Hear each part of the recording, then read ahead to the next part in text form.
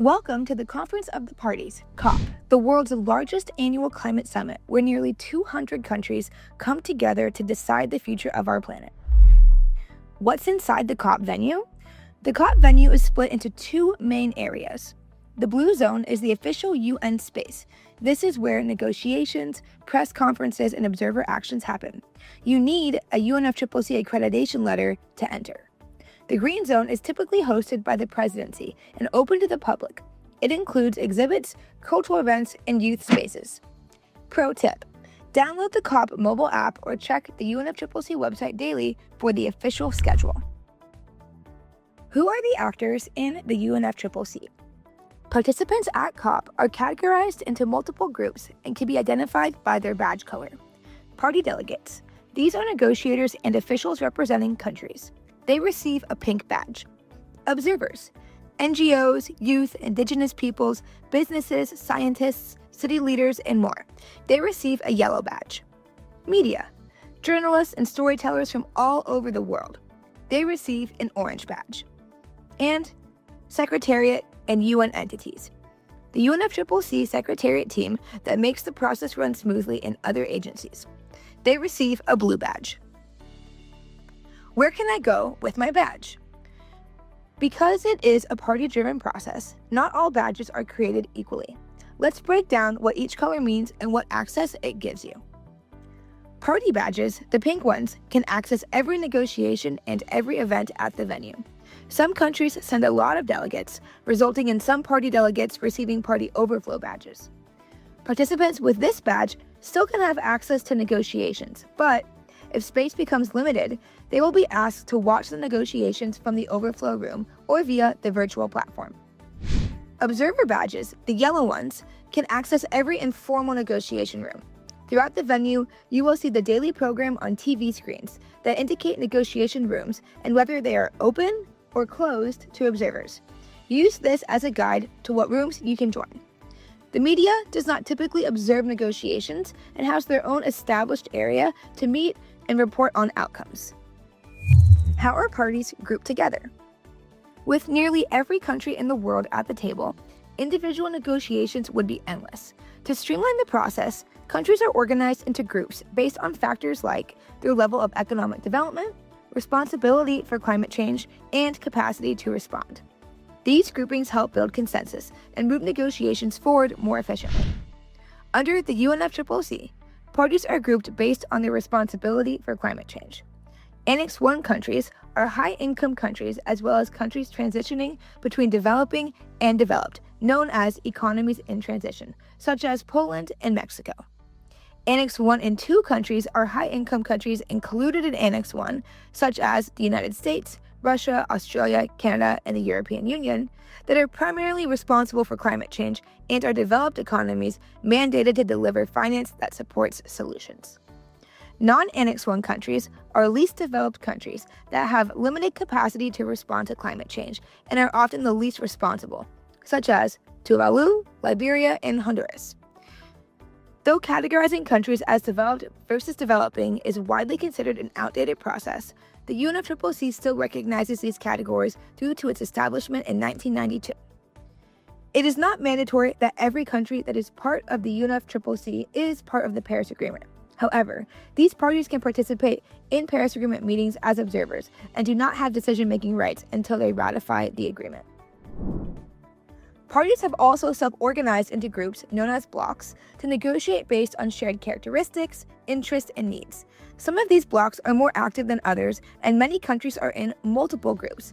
Some of these blocks include Small Island Developing States, the Independent Alliance of Latin American and the Caribbean, African Group, Arab States, the Umbrella Group, the G77 in China, which is a group of 133 developing countries who generally work together to establish common negotiation positions, Brazil, South Africa, China, and India, who make up the basic countries, like-minded developing states, the Environmental Integrity Group, and the Organization of Petroleum Exporting Countries. What role does civil society play? Non-party stakeholders play an essential role as observers to the process who are able to meet with party stakeholders and often share statements on what outcomes they feel are necessary to be included within the text being discussed. Many NGOs gather in officially recognized groupings called constituencies, which represent various interests and are international in nature. You can learn more about the constituencies in the civil society section of our next video. How do negotiations actually happen? At COP, negotiations unfold in many different formats, each with its own tone, purpose, and level of formality. From plenary halls to closed-door conversations, each step plays a role in shaping the final outcomes. In this section, we'll walk you through how the negotiation process really works, from the opening gavel to the adoption of decisions and everything in between. The plenary is the formal stage. It's where all parties show up to review texts, deliver statements, and eventually adopt decisions. It's where the process begins and it ends. Negotiations at COP begin with the opening plenary, which is a formal moment where countries agree on the agenda and officially launch the work ahead. Once the work is launched, discussions move into contact groups. These are formal meetings where negotiators tackle specific agenda items by drafting and revising text, paragraph by paragraph. To dive deeper into the details, negotiators shift into informal consultations. These are more flexible working sessions where the real substance of the text is debated. This includes ironing out language, bridging gaps, and refining proposals. Both formats are guided by co-facilitators, who help parties shape decision language. Some sessions may be open to observers, especially at the beginning, but as access is often restricted as discussions become more sensitive. As negotiations unfold, several side processes begin to influence the outcomes. These happen alongside formal sessions and carry just as much weight. Informal informals are smaller closed-door conversations where parties speak more openly. These spaces are used to test compromises, build trust, and restore deadlocks away from the spotlight. Huddles are even more spontaneous. They usually happen in the corridors when time is short and tensions are high, offering a last-minute chance to strike a deal. Bilateral and multilateral meetings also take place throughout.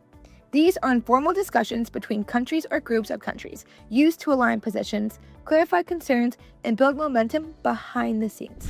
They can also be set up as informal conversations with parties, negotiators, the presidency, or other actors, including observers. If you're looking to organize one, start by reaching out to the person or group you want to meet with.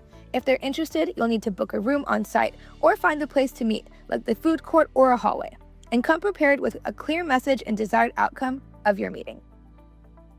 And when the technical talks are no longer enough, ministerial consultations step in.